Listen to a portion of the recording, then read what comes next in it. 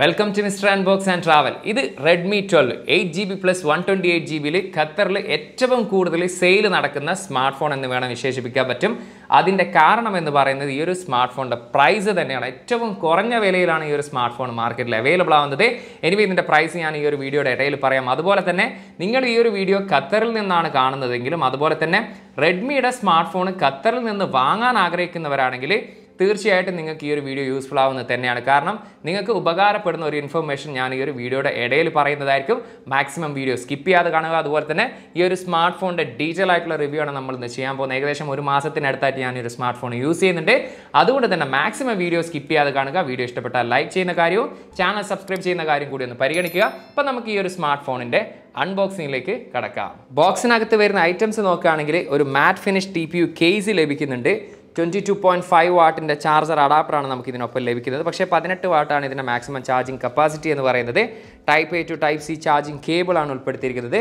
പിന്നീട് നമ്മുടെ smart phone ആയിട്ടുള്ള Redmi 12 3 കളേഴ്സിലാണ് ഈ ഒരു സ്മാർട്ട് ഫോൺ അവൈലബിൾ ആയിട്ടുള്ളത്. നമ്മുടെ കയ്യിലുള്ളത് പോളാർ സിൽവർ ആണ്. ഇതുകൂടാതെ തന്നെ midnight black, sky blue. Design and build ക്വാളിറ്റിയുടെ കാര്യം എടുത്താൽ പിറകിലും അതുപോലെ തന്നെ ഫ്രെയിമായിട്ട് യൂസ് ചെയ്തിരിക്കുന്നത് പ്ലാസ്റ്റിക് മെറ്റീരിയലാണ്. ഒരു ബോക്സി ഡിസൈനാണ് ഉൾപ്പെടുത്തിയിരിക്കുന്നത്. 8.2 mm തിക്നെസ്സും 199 ഗ്രാമാണ് ഇതിൻ്റെ ബോഡി വെയിറ്റ് വരുന്നത്. ഗ്ലോസി മെറ്റീരിയൽ ആയതുകൊണ്ട് തന്നെ ചെറിയ രീതിയിൽ സ്മഡ്ജസും കാര്യങ്ങളൊക്കെ കാണുന്നുണ്ട്. അതുപോലെ തന്നെ അല്പം ഉയർന്ന രീതിയിൽ നിൽക്കുന്ന ക്യാമറ മൊഡ്യൂളാണ് വരുന്നത്. റൈറ്റ് സൈഡിലാണ് ഫിംഗർ പ്രിന്റ് സ്കാനറോട് കൂടിയുള്ള പവർ ബട്ടണും അതുപോലെ തന്നെ വോളിയം റോക്കേസ് ഉൾപ്പെടുത്തിയിരിക്കുന്നത്. മുകൾ വശത്തായിട്ട് IR blaster, 3.5 mm headphone jack. Left സൈഡിലാണ് സിം ട്രേ വരുന്നത്.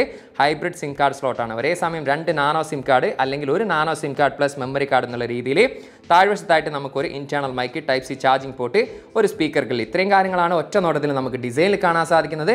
ഓവറോൾ ഡിസൈൻ ആൻഡ് ബിൽഡ് ക്വാളിറ്റിയുടെ കാര്യം എടുത്തു കഴിഞ്ഞാൽ ഈ ഒരു പ്രൈസ് സെഗ്മെന്റിൽ ഒരു ഡീസൻ്റ് ആയിട്ടുള്ള ഡിസൈനും അതുപോലെ തന്നെ ബിൽഡ് ക്വാളിറ്റിയാണ് ഫീൽ ചെയ്തത്. 6.79 ഇഞ്ചിന്റെ IPS LCD ഡിസ്പ്ലേ ആണ് വരുന്നത്. 90 Hz ആണ് refresh rate. Full HD plus ആണ് റെസൊല്യൂഷൻ. 396 പിക്സൽ പെർ ഇഞ്ച് ആണ് ഡെൻസിറ്റി. 550 നിറ്റ്സ് ആണ് ഇതിന്റെ മാക്സിമം ബ്രൈറ്റ്നസ് ലെവൽ. വെളിയിലൊക്കെ പോയാൽ അത്യാവശ്യം നല്ല രീതിയിൽ എന്ന് ഞാൻ പറയുന്നില്ലെങ്കിൽ ഒരു ഡീസൻ്റ് ആയിട്ടുള്ള വ്യൂയിങ് എക്സ്പീരിയൻസ് തന്നെ നമുക്ക് ആസ്വദിക്കാൻ സാധിക്കും. നല്ല ബ്രൈറ്റ് ആയിട്ടുള്ള ഒരു സമയത്താണെങ്കിൽ. അതല്ല ഇൻഡോർ എക്സ്പീരിയൻസിനെ കുറിച്ച് പറയുകയാണെങ്കിൽ പഞ്ച് ഹോൾ ക്യാമറ കൊടുത്തിട്ടുള്ള ഡിസ്പ്ലേ ആയതുകൊണ്ട് തന്നെ നല്ല രീതിയിൽ ഒരു ഫുൾ വ്യൂ എക്സ്പീരിയൻസ് തന്നെ നമുക്ക് ഇതിൽ ആസ്വദിക്കാൻ സാധിക്കും. വലിയ ഒരു രീതിയിലുള്ളൊരു ബസിൽസോ കാര്യങ്ങളൊന്നും കാണാൻ സാധിക്കുന്നില്ല. അത്യാവശ്യം ഒരു ഡീസൻ്റ് ആയിട്ടുള്ള ഒരു ബസിൽ തന്നെയാണ് കാണുന്നത്. അതുപോലെ തന്നെ കളേഴ്സും അത്യാവശ്യം നല്ല രീതിയിൽ കാണാൻ സാധിക്കുന്നുണ്ട്. ഇതിൽ തന്നെ എടുത്തു പറയേണ്ട ഒരു കാര്യം എന്ന് പറയുന്നത് നമുക്ക് യൂട്യൂബിലൊക്കെ ആണെങ്കിൽ ഈ ഒരു പ്രൈസ് സെഗ്മെന്റിൽ നോർമലി ഫുൾ HD മാത്രമാണ് കാണാൻ സാധിക്കാറുള്ളത്. എങ്കിൽ ഇതിൽ നമുക്ക് 4K വീഡിയോസ് വരെ ആസ്വദിക്കാൻ സാധിക്കും. ഓവറോൾ പറയുകയാണെങ്കിൽ ഈ ഒരു പ്രൈസ് സെഗ്മെന്റിൽ അത്യാവശ്യം നല്ലൊരു ഡിസ്പ്ലേ ആയിട്ട് തന്നെയാണ് എനിക്കിത് ഫീൽ ചെയ്തത്. ഹാർഡ്വെയർ സൈഡിലേക്ക് കിടക്കുകയാണെങ്കിൽ MediaTek Helio G88 എന്ന് പറയുന്ന 4G ചിപ്സെറ്റ് ആണ് ഈ ഒരു സ്മാർട്ട് ഫോണിൽ വരുന്നത്. 12 നാനോമീറ്റർ ആണ് ചിപ്സ് സൈസ് വരുന്നത്. അതുപോലെ തന്നെ ഒക്ടാകോറിൽ 2 GHz ആണ്. ക്ലോക്ക് സ്പീഡ് മാലി G52 MC2 എന്ന് പറയുന്ന GP ആണ് ഈ ഒരു സ്മാർട്ട് ഫോൺ യൂസ് ചെയ്തിരിക്കുന്നത്. ഇനിയിപ്പോൾ ഞാനിത് ഏകദേശം എൻ്റെ കയ്യിൽ എനിക്ക് തോന്നുന്നു ഒരു 10-15 ദിവസത്തിന് മുകളിലായിട്ട് ഞാൻ ഈ ഒരു സ്മാർട്ട് ഫോൺ യൂസ് ചെയ്യുന്നുണ്ട്. ഇതുവരെ അങ്ങനെ പറയത്തക്ക രീതിയിലുള്ള അല്ലെങ്കിൽ ഈ ഒരു പ്രൈസ് സെഗ്മെന്റിൽ നമുക്ക് അത്യാവശ്യം നല്ല രീതിയിൽ പെർഫോമൻസ് ചെയ്യുന്ന കാഴ്ചവെക്കുന്ന സ്മാർട്ട് ഫോൺ ആയിട്ട് തന്നെയാണ് ഫീൽ ചെയ്തിട്ടുള്ളത്. പിന്നീട് എടുത്ത് പറയേണ്ടത് 3 മെമ്മറി വേരിയൻസിലാണ് അവൈലബിൾ ആവുന്നത്. ഇതിലിപ്പോൾ ഖത്തറിൽ ഒഫീഷ്യലായിട്ട് 8GB plus 128 എന്ന് പറയുന്ന മെമ്മറി വേരിയൻറ്റ് മാത്രമാണ് നിലവിൽ അവൈലബിൾ ആവുന്നത്. ഇതുകൂടാതെ 4GB plus 128ഉം 8GB plus 256GB എന്ന് പറയുന്ന മെമ്മറി വേരിയൻസിലും അവൈലബിൾ ആണ്. പിന്നീടുള്ളത് മെമ്മറി കാർഡ് ഇടാനുള്ള ഒരു ഓപ്ഷൻ ഉണ്ട്. IP53 റേറ്റിംഗോട് കൂടിയിട്ടുള്ള സ്പ്ലാഷ് ആൻഡ് ഡസ്റ്റ് റെസിസ്റ്റൻറ്റ്, അതായത് വാട്ടർ റെസിസ്റ്റൻ്റ് അല്ല, സ്പ്ലാഷ് എന്നുള്ള രീതിയിൽ ചെറുതായിട്ട് മഴയും കാര്യങ്ങളൊന്നും കൊണ്ടാൽ ഇഷ്യൂസ് ഇല്ലാത്ത രീതിയിൽ സ്പ്ലാഷ് റെസിസ്റ്റൻറ്റ് സ്മാർട്ട് ഫോൺ കൂടിയാണിത്. എനിവേ കണക്ടിവിറ്റിയുടെ കാര്യം എടുത്തു കഴിഞ്ഞാൽ ബ്ലൂടൂത്തിൻ്റെ 5.3 ആണ് വേർഷൻ ഉപയോഗിച്ചിരിക്കുന്നത്. 4G LT ഇതിൽ സപ്പോർട്ടാണ്. അതുപോലെ തന്നെ IR ബ്ലാസ്റ്റർ സപ്പോർട്ടാണ്. NFC ഡിപ്പെൻസ് ഓൺ റീജിയൻ എന്നാണ് പറയുന്നതെങ്കിലും നിലവിൽ ഇപ്പോൾ ഖത്തറിൽ ഇറങ്ങുന്ന സ്മാർട്ട് ഫോണിൽ NFC സപ്പോർട്ട് അല്ല. Android 13ലാണ് ഈ ഒരു സ്മാർട്ട് ഫോൺ പ്രവർത്തിക്കുന്നത്. MIUI വേർഷൻ വരുന്നത് ലേറ്റസ്റ്റ് ആയിട്ടുള്ള 14.0.7ലാണ്. നമുക്കറിയാം ഇന്ത്യൻ വേരിയൻ്റ് ആയിട്ട് കമ്പയർ ചെയ്യുകയാണെങ്കിൽ ഇപ്പോൾ ഈ യൂസ് ചെയ്യുന്നത് ഗ്ലോബൽ വേർഷൻ അല്ലെങ്കിൽ ഇന്റർനാഷണൽ വേർഷനാണ്. താരതമ്യേന കംപ്ലൈൻറ്റ് കുറഞ്ഞ സ്മാർട്ട് ഫോണുകളാണ് അല്ലെങ്കിൽ താരതമ്യേന സോഫ്റ്റ്വെയർ കംപ്ലൈൻറ്റ് കുറഞ്ഞ സ്മാർട്ട് ഫോണുകളാണ് ഈ ഒരു ഇന്റർനാഷണൽ വേർഷൻ എന്ന് പറയുന്നത്. അതുകൊണ്ട് തന്നെ ഈ ഒരു 2 ആഴ്ചയുടെ മുകളിൽ ഞാൻ യൂസ് ചെയ്തിട്ട് എനിക്ക് പ്രത്യേകിച്ച് അങ്ങനെ ഒരു ഇഷ്യൂസോ കാര്യങ്ങളൊന്നുമില്ല. അത്യാവശ്യം നല്ല രീതിയിൽ സ്മൂത്ത് ആയിട്ട് തന്നെയാണ് സോഫ്റ്റ്വെയർ വൈസും എനിക്ക് ഈ ഒരു സ്മാർട്ട് ഫോൺ യൂസ് ചെയ്യാൻ സാധിച്ചത്. ബാറ്ററി സൈഡിലേക്ക് വന്നാൽ 5000 mAh ബാറ്ററിയാണ് ഈ ഒരു സ്മാർട്ട് ഫോണിൽ വരുന്നത്. 18 വാട്ടാണ് ഇതിൻ്റെ മാക്സിമം ചാർജിങ് കപ്പാസിറ്റി എന്ന് പറയുന്നത്. പക്ഷേ നമുക്ക് ഇതിനൊപ്പം ലഭിക്കുന്നത് മാക്സിമം 22.5 വാട്ട് വരെ നമുക്ക് ഇതിൽ ചാർജർ യൂസ് ചെയ്യാൻ സാധിക്കും. പക്ഷേ 18 വാട്ടാണ് ഇതിന്റെ മാക്സിമം ചാർജിങ് കപ്പാസിറ്റി. ഈ ഒരു പ്രൈസ് സെഗ്മെന്റിൽ നമുക്ക് ചില ബ്രാൻഡുകളൊക്കെ 10-15 വാട്ടൊക്കെയാണ് ചാർജർ കൂടെ കൊടുക്കുന്നത്. അപ്പോൾ അത് വെച്ച് നോക്കുമ്പോൾ ഒരു ഡീസൻ്റ് ആയിട്ടുള്ള ചാർജിങ് സ്പീഡായിട്ടാണ് എനിക്ക് ഫീൽ ചെയ്തിട്ടുള്ളത്. ഏകദേശം 0 to 100 ചാർജ് ചെയ്യാൻ 1 മണിക്കൂറും 10 മിനിറ്റിനൊക്കെ മുകളിൽ സമയം എടുക്കുന്നുണ്ട്. പക്ഷേ അത് ഈ ഒരു പ്രൈസ് സെഗ്മെന്റ് വെച്ച് നോക്കുകയാണെങ്കിൽ നമുക്ക് അത് അത്ര വലിയ നെഗറ്റീവായിട്ട് ഫീൽ ചെയ്തിട്ടില്ല. മാത്രമല്ല നമുക്ക് ഹെവി യൂസർ ആണെങ്കിൽ പോലും നമുക്ക് ഏകദേശം ഒരു ദിവസത്തിനടുത്ത് ഈ ഒരു സ്മാർട്ട് ഫോൺ യൂസ് ചെയ്യാൻ സാധിക്കുന്നുണ്ട്.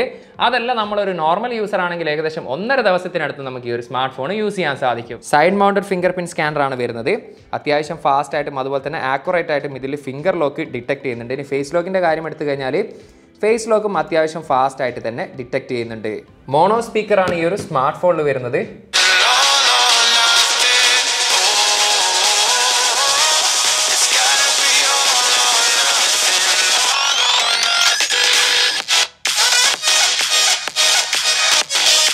മോണോ സ്പീക്കർ ആണെങ്കിലും വലിയൊരു സൗണ്ട് കുറവൊന്നുമില്ല. നമുക്കൊരു ഡീസൻ്റ് ആയിട്ടുള്ള സൗണ്ട് ഔട്ട്പുട്ട് ക്വാളിറ്റിയാണ് കേൾക്കാൻ സാധിച്ചത്. ഗെയിമിംഗ് എക്സ്പീരിയൻസിൻ്റെ കാര്യം എടുത്തു കഴിഞ്ഞാൽ ആസ്പെൽറ്റ് 9 ആണ് ഞാനിതിൽ ഗെയിം കളിച്ചിട്ടുള്ളത്.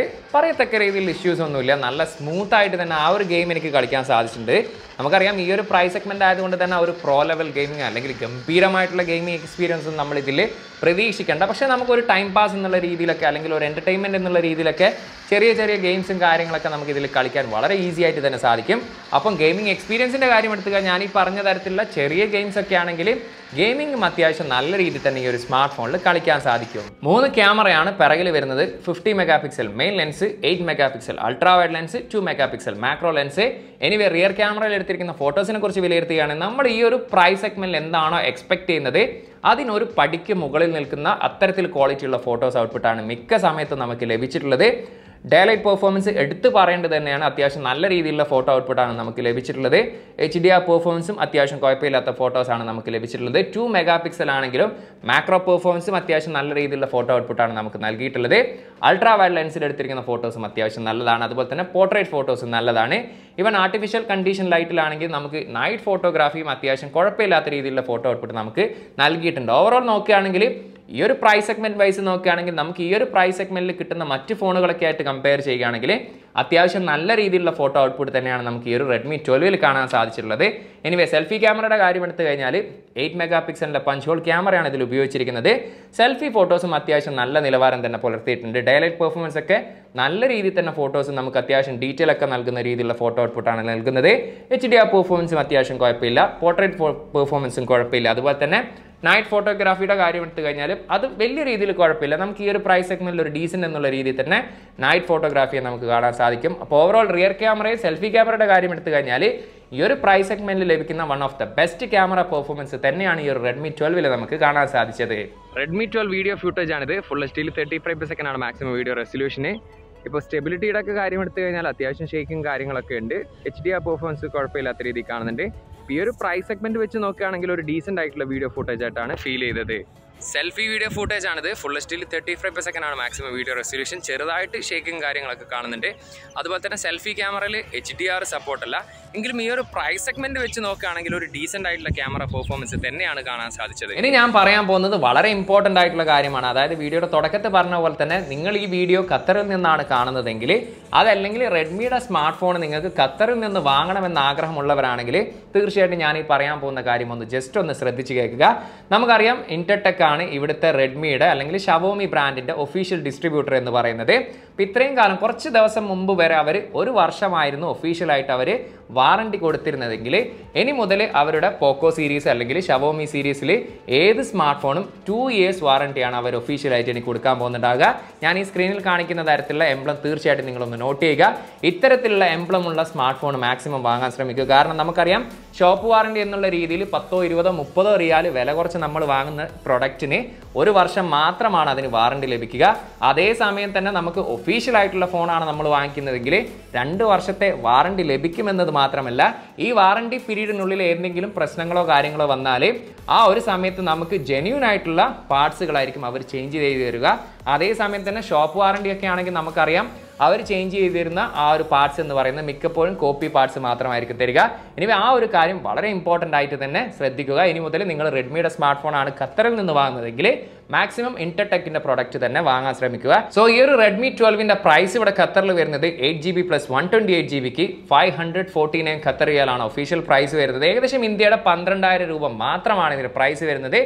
ഈ ഒരു പ്രൈസ് സെഗ്മെന്റ് നോക്കുകയാണെങ്കിൽ one of the best smart phone തന്നെയാണ് ഈ ഒരു Redmi 12 എന്ന് പറയുന്നത്. കാരണം റാം ബേസ് എടുത്താലും അതുപോലെ തന്നെ ക്യാമറ പെർഫോമൻസും അത്യാവശ്യം നല്ലതാണ്, ഓവറോൾ പെർഫോമൻസ് നല്ലതാണ്. അപ്പം നമുക്ക് ഈ ഒരു പ്രൈസാണ് നമ്മുടെ ബജറ്റ്. ഒരു 550 ഖത്തർ റിയാലൊക്കെയാണ് നിങ്ങളുടെ ബജറ്റ് എങ്കിൽ കണ്ണും പൂട്ടി നിങ്ങൾക്ക് തീർച്ചയായിട്ടും ചൂസ് ചെയ്യാൻ പറ്റുന്ന ഒരു സ്മാർട്ട് ഫോണുകൾ ഒന്ന് തന്നെയാണ് ഈ ഒരു Redmi 12. സോ ഇന്നത്തെ ഈ ഒരു Redmi 12ന്റെ റിവ്യൂ നിങ്ങൾക്ക് ഏവർക്കും ഇഷ്ടമായെന്ന് കരുതുന്നു. അത്തരത്തിൽ വീഡിയോ ഇഷ്ടപ്പെട്ടാൽ ലൈക്ക് ചെയ്യുന്ന കാര്യം ഒന്ന് പരിഗണിക്കുക. അതുപോലെ തന്നെ വീഡിയോയെക്കുറിച്ചും ഈ ഒരു സ്മാർട്ട് ഫോണിനെ കുറിച്ചും എന്താണ് നിങ്ങളുടെ അഭിപ്രായം, ആ ഒരു കാര്യം ദയവ് ചെയ്തൊന്ന് കമന്റ് ചെയ്യുക. ടെക് സംബന്ധമായിട്ടുള്ള സംശയങ്ങളും കാര്യങ്ങളും ഉണ്ടെങ്കിൽ ഇൻസ്റ്റാഗ്രാമിന്റെ ഫേസ്ബുക്കിന്റെ ലിങ്ക് ഞാൻ ഡിസ്ക്രിപ്ഷനിൽ കൊടുത്തിട്ടുണ്ട്. അവിടെ നിങ്ങൾക്ക് മെസ്സേജ് അയച്ച് ചോദിക്കാവുന്നതാണ്.